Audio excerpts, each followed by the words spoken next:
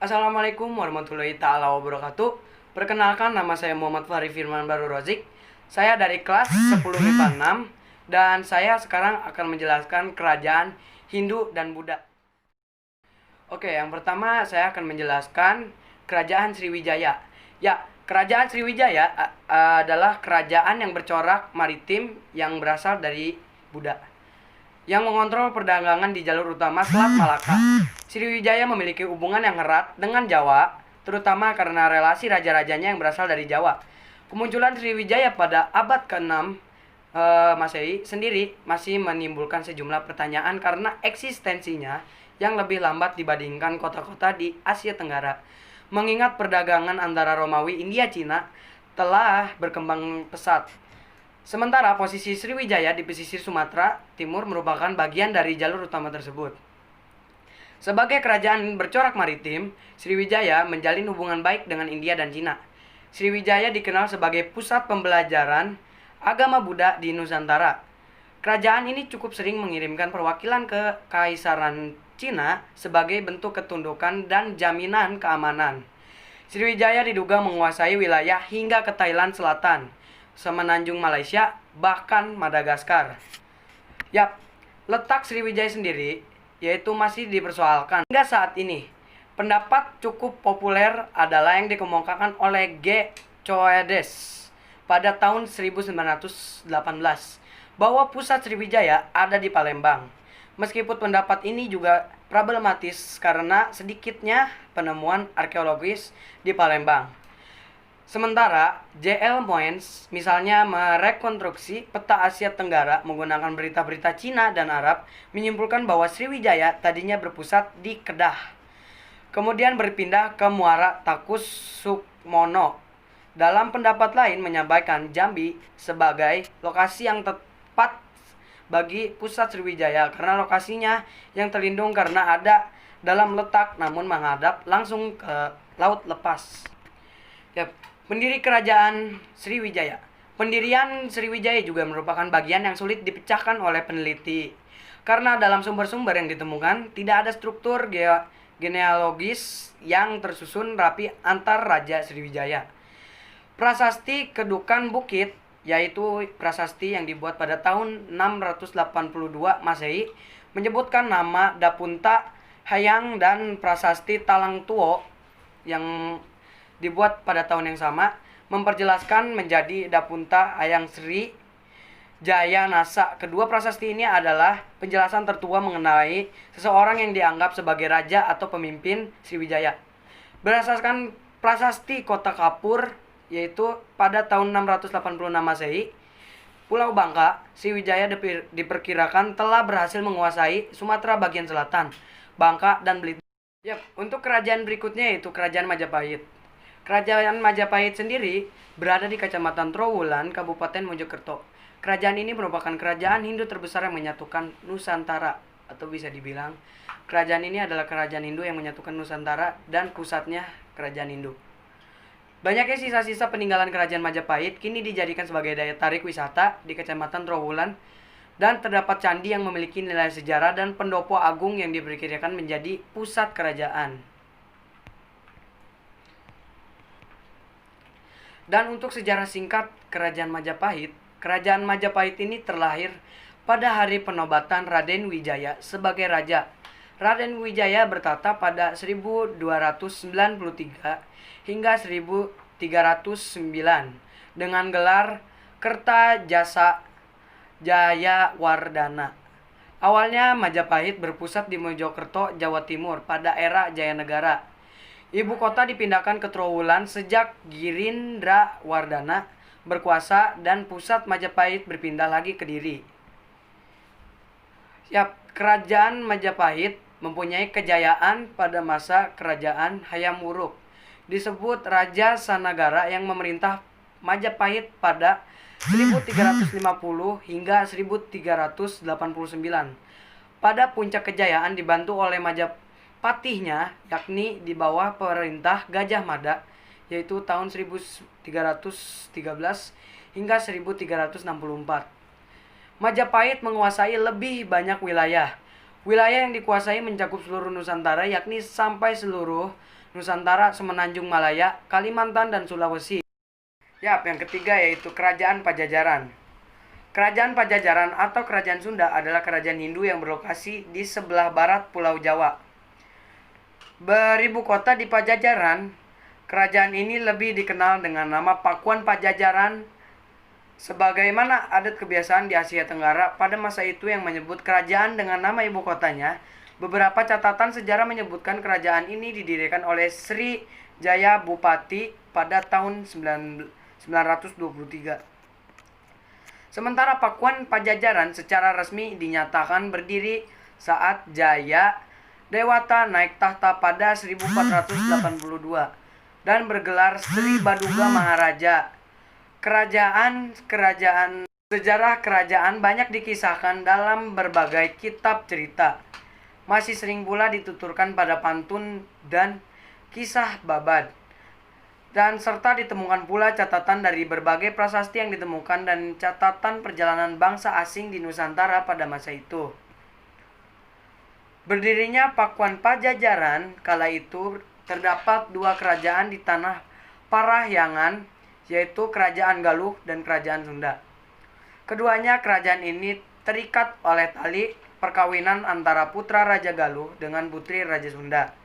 Kerajaan Galuh dipimpin oleh Raja Dewa Niskala dan Kerajaan Sunda dipimpin oleh Raja Susuk Tunggal. Pada tahun 1400-an, saat Majapahit diambang kehancuran, rombongan pengungsi dari datang ke Kerajaan Galuh dan diterima dengan tangan terbuka.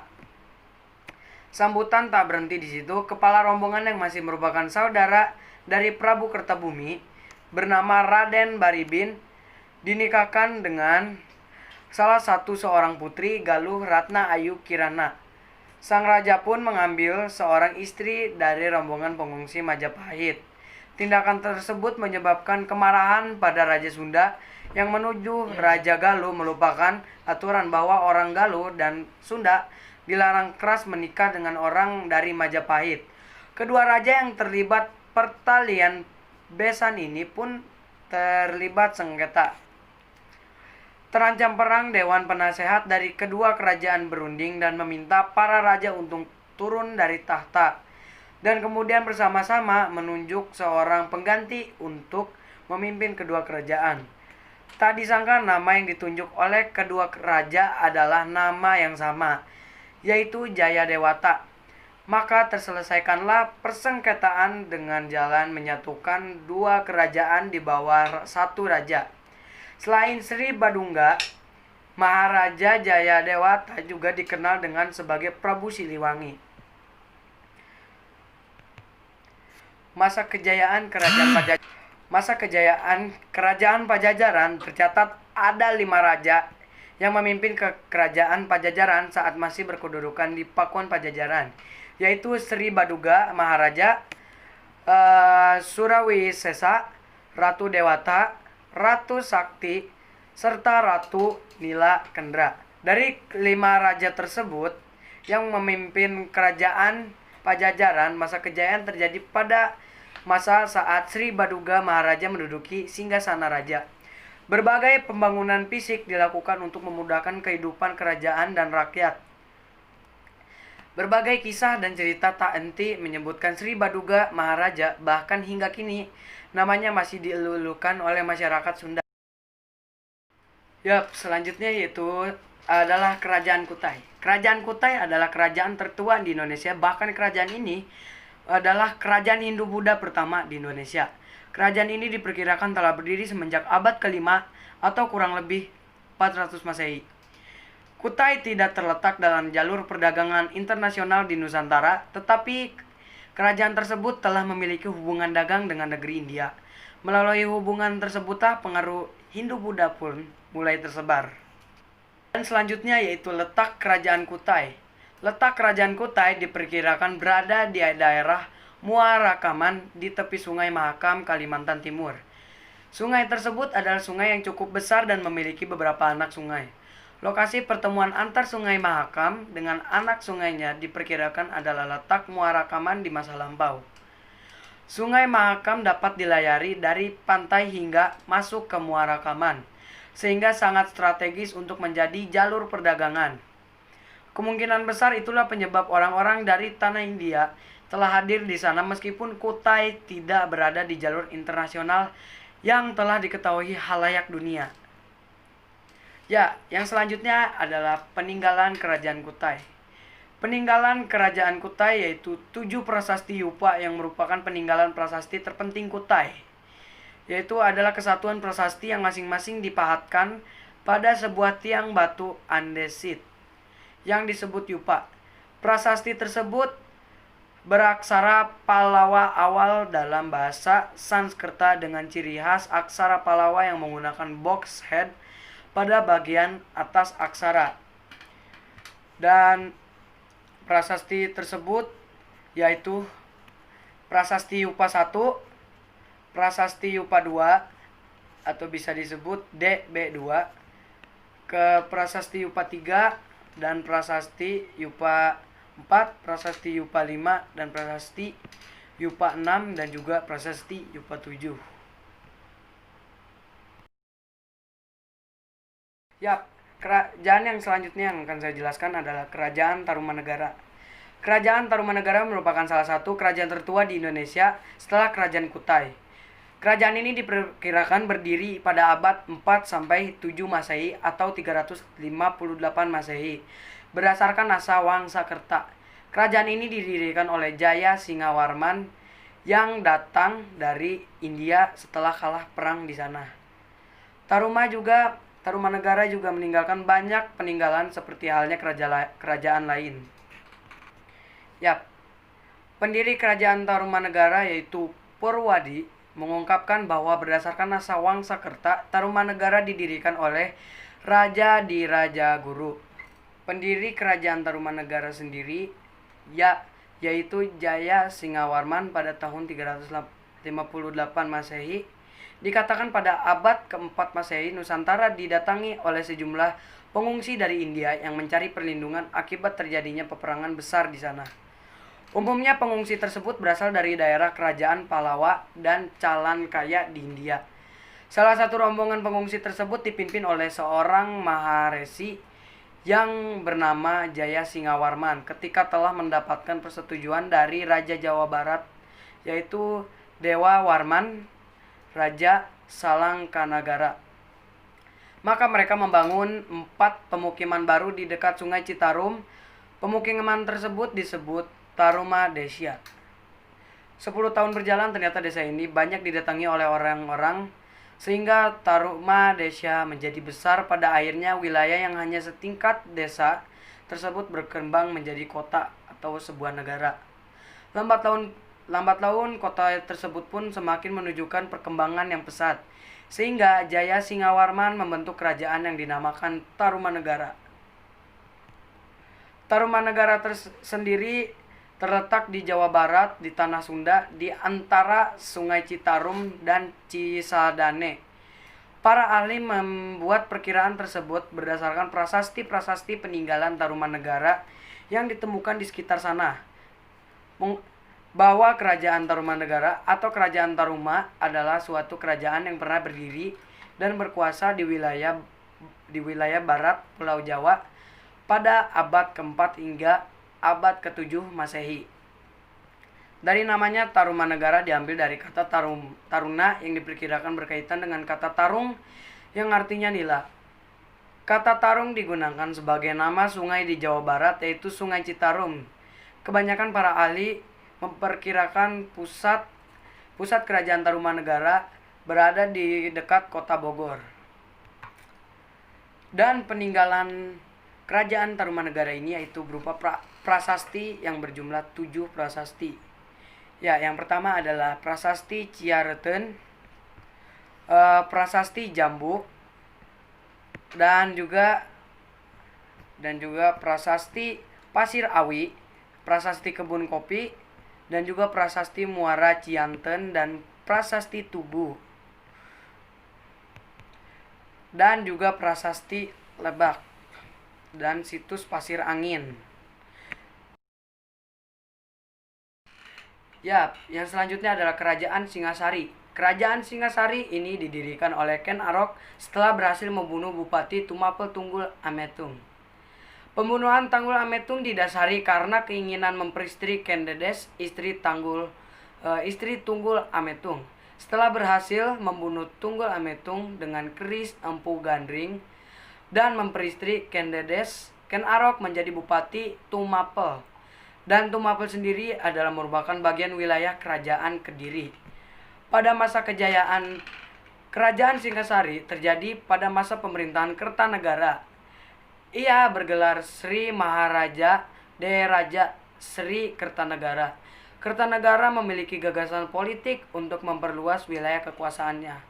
Dan pada masa akhir masa keruntuhannya, Kerajaan Singasari mulai terjadi ketika Kertanegara mengirimkan wakilnya ke Kerajaan Melayu supaya mereka mengakui kekuasaan Kertanegara. Ia sudah lama mengetahui rencana Kubilai Khan, Raja Mongol yang ingin menguasai Nusantara. Kerajaan selanjutnya yaitu Kerajaan Kalingga. Kerajaan Kalingga atau Keling adalah kerajaan di Jawa bagian tengah yang sempat dipimpin oleh seorang wanita, Ratu Sima. Ia digambarkan sebagai pemimpin wanita yang tegas dan taat terhadap peraturan yang berlaku di kerajaan tersebut. Kerajaan ini terkadang juga disebut Kerajaan Holing. Sumber sejarah utama dari Kerajaan Kalingga adalah dari berita Cina dinasti Tang. Sumber lainnya adalah prasasti Tukmas di lereng Gunung Merbabu. Melalui peninggalan sejarahnya, banyak informasi yang dapat kita ketahui mengenai kerajaan ini. Mulai dari lokasi kerajaan terlebih dahulu di bawah ini. Letak lokasi Kerajaan Kalingga. Lokasi Kerajaan Kalingga diperkirakan terletak di Jawa bagian tengah.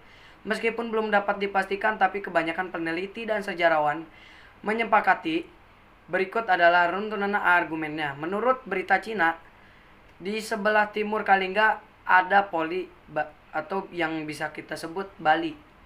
Di sebelah barat Kalingga terdapat Tok Poteng atau Sumatera. Dari berita tersebut tampak jelas bahwa Kalingga terletak di Jawa Tengah.